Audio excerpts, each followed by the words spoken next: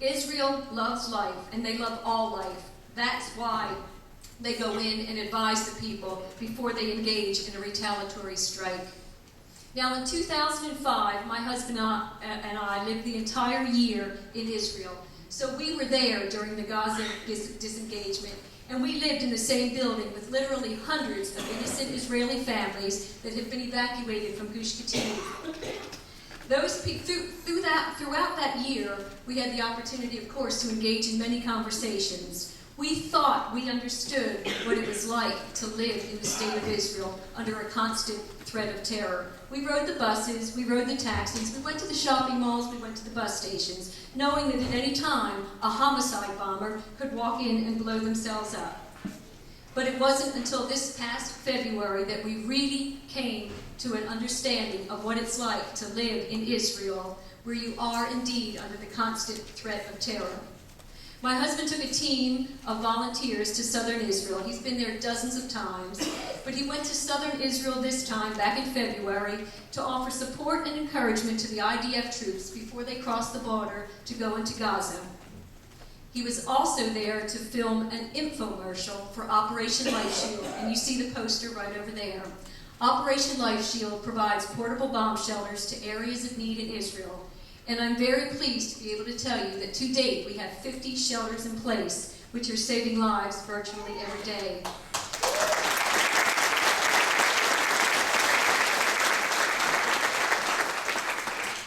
As my husband and his camera crew were setting up to begin that infomercial, the siren in stereo went off. And of course that means that you have 15 to 20 seconds to get to safety. My husband told the cameraman, leave the camera running, get inside the shelter, so of course they did. The camera caught everything. You hear the rocket going overhead, you hear it exploding, and then the camera shows the people exiting the shelter, my husband and his crew. They never anticipated a second rocket, and that's exactly what happened. And it landed only several dozen feet from the very spot where they were standing. It literally picked them up off their feet and blew them into the cement wall behind them. And this was caught on tape, and you can see it on YouTube. It was at that point that my husband began to understand what it's like to live in Israel. He decided to walk down the several dozen yards to see the damage, to see that bomb that had just exploded. And when he got down there, the siren went off again. And he looked back, and he couldn't make it back to the shelter in 15 to 20 seconds. The closest building was across the field, and mentally in his mind, he told me he began counting down 19, 18, 17, as he's running for the closest building, which really isn't going to provide any protection, but it's the natural thing to do. You want to run for something. So he got to the entrance of that building just in time to crouch down when the bomb went off. Fortunately, it wasn't close, because that probably would have created more harm than it would have saved, because the building would have crumbled and come down and on top of them and crushed them. It was at that point that we understood what it's like to live your life tethered to a bomb shelter. When you leave your house every day to go to school, to go to work, to make sure your kids get back and forth to school, to go grocery shopping, you have to calculate in your mind how far you are from safety, how far you are from that bomb shelter. And if you step outside of that 20-second boundary, you're literally taking your life in your hand. Israelis pay every day with their own blood just for their right to exist. They're surrounded by enemies who every minute of every day are planning their destruction. And it's time for action. There's no more time for talk.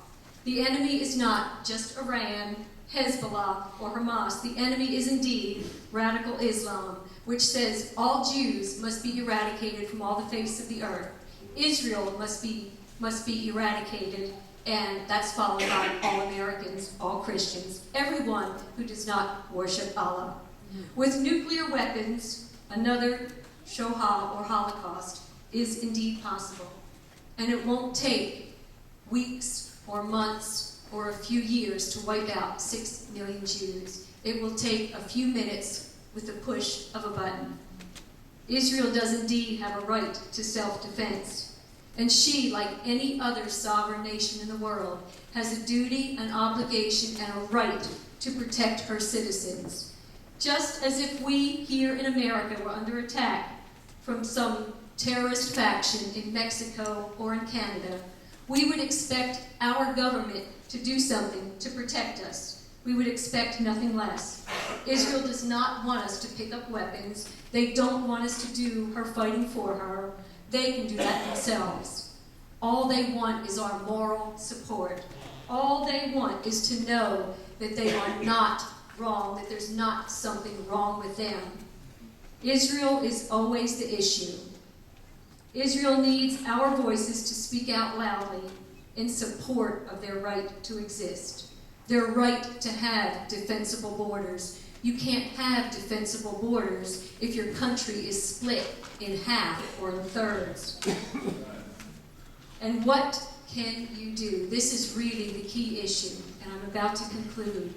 You can't leave here today and go back in your comfortable living rooms and wonder, what is someone going to do about this? You are the someone, and there's a lot that you can do. First of all, you need to make sure that you are fully educated on the issues. You need to know the nature of the enemy. You need to know the reality of the plight of the people living in Israel. You need to pay attention to those people who are running for office. You need to know their stand on Israel. You need to be concerned about how they will vote if you vote them into office. You need to write letters to our president, demanding that America stand with Israel, demanding that the U.S. refrain from putting pressure on Israel to give up land.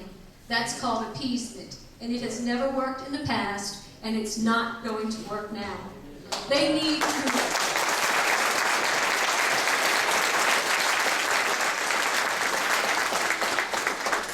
Pressure instead needs to be put on Iran and other terrorist factions. It needs to be put on the Palestinians to stop the bombing and to stop the terrorizing of Israel and to live up to those agreements which they have entered into in the past. And by the way, Israel has lived up to virtually everything they have ever said they would do, and they've gotten nothing in return. Now, they're the Palestinians that we're dealing with today. Imagine what the next generation is going to be like. Those who are being fed a steady diet in school from the time they're born of nothing but hatred. In fact, they're even taught that Israel has no right to exist. What will that next generation be? And your tax dollars, to the tune of $900 million, is on the table right now, slated to help support the Palestinian refugees. And there is not a system in place to have any accountability. Will there ever be peace? I'll leave you with something that Golda Meir once said to a delegation of world leaders, to include Arabs. We can forgive you for killing our children, but we can never forgive you for forcing us to kill yours. And she also said, we will have peace with the Arabs when they learn to love their children more than they hate us. So please, as you leave here today, pick up some literature, get involved with one of the many organizations that have been represented here today, and just don't sit back and do nothing. Thank you, everyone, and God bless.